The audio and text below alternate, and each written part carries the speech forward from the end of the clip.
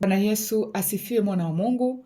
Nikukaribisha tena kwenye kipindi chetu cha tafakari. Leo tutatafakari kitabu cha Mathayo mlango wa 6 mstari wa kwanza na kuendelea.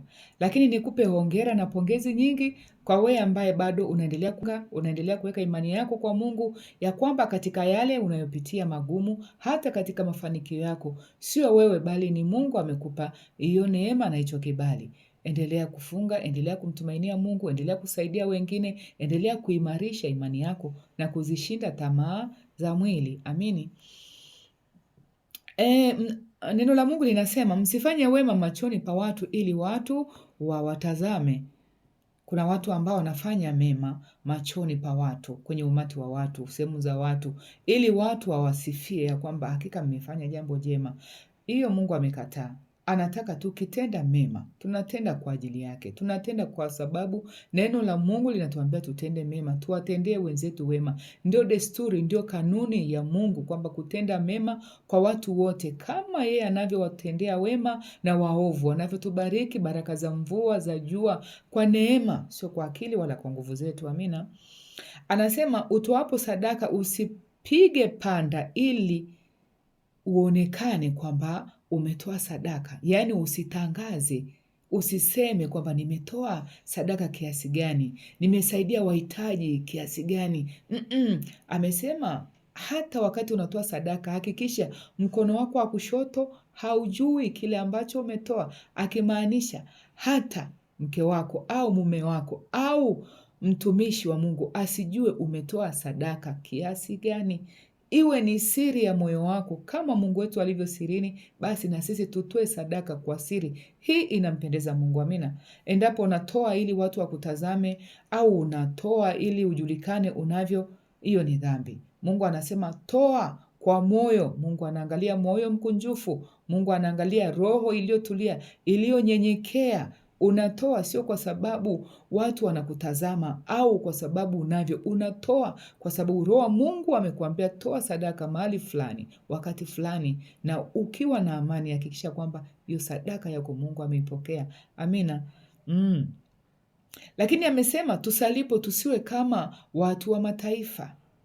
Wewe unapoenda kusali, hakikisha umeingia katika chumba chako cha ndani. Jifungie, upate muda wa faragha na Mungu.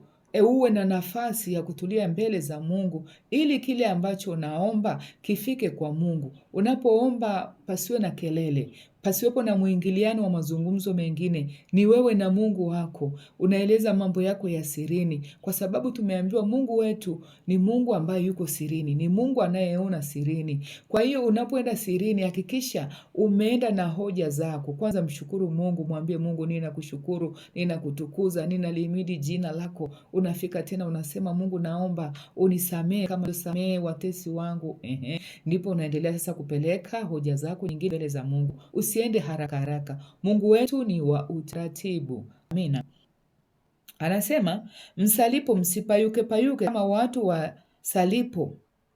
Watu wa mataifa wasali, watu wasiomcha Mungu, watu wanaoenda kwa kawaida mbele za Mungu kuomba, wakidhani kwamba wakiomba maombi marefu, wakiomba kwa nguvu kubwa sana, wakiomba maombi ya kutikisa kisa mpaka mtu unadondoka nini.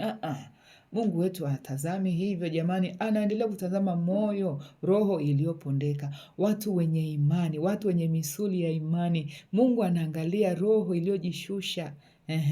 Hakuna haja ya kuomba kwa nguvu sana, hakuna haja ya kutumia nguvu sana, lakini omba ukipangilia, unahitaji baada ya hitaji hili, baada ya hitaji hili. Usishawishiwe na mtu yeyote akwambie we omba, omba, omba, omba. Unakuta unarudia yale yale, wakati mwingine hata akili yako na roho yako haipo kwenye yale maombi. Kwa hiyo nenda kwa mpangilio, kwa utaratibu, maana Mungu wetu yuko ndani yetu na anatusikia. Hakuna haja ya kupayuka sana. Hasa na wengine wanaomba hata nyakati za usiku, maombi marefu, maombi kwa sauti kubwa sana, kiasi kwamba wanaleta hata usumbufu kwa wengine ambao wamelala. Sija kukataza omba, lakini omba kwa kadri ambavyo Roho Mtakatifu atakavyokuelekeza.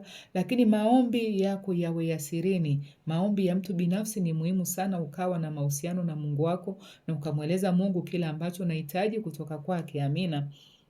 Amesema mfungapo msiwe kama wanafiki au ambao wakifunga nyuso zao wanazikunja ili waonekane kwamba wamefunga. Anakuambia wewe unapofunga paka mafuta ya kuvaa vizuri, hata mtu asijue kwamba upo kwenye kufunga, kwa sababu hiyo pia utapata thawabu mbele za Mungu.